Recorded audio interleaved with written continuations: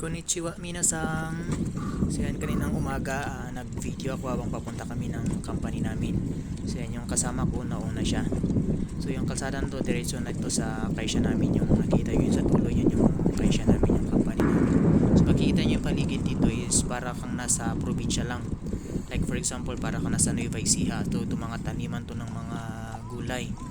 So ang nakita namin tanim dito, may mga tanim silang palay, tapos may mga onions. So yan, ito may punla silang onions dyan. Malapit na lang i-transfer siguro dito, itatanim yan sa tabi niya mismo. Tapos yan yung nakikita yung green na yan, ito yung para siyang mais. I think ito is sorghum to. So yan, ang ganda nung pagkaka-green niya. Napakalawak ng mga taniman dito. Parang probinsya lang siya, pero ang area namin is city na to. Nasa isang area to na parang farm siya, kaya dito nakakuan yung company namin. Hindi siya masyadong malapit, hindi siya malapit sa mga bahayan. So yan, yung malapit na kami sa company namin.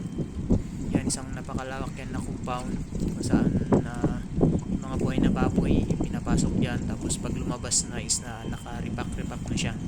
May mga nakatukan sa pag-slaughter, tapos kami naman yung mag-cut, tapos magre-repack, mag-deliver. So yan, ito na yung entrance ng company namin. So yan, ito yung building na pinapasok ng mga buhay na baboy dyan. Tapos dito naman yung paradaan ng bike namin. So kami yung nauna ngayon dito, wala pa yung mga senpai namin. Kami yung pinakabago sa company namin ngayon. So yan, enjoy and let's do it.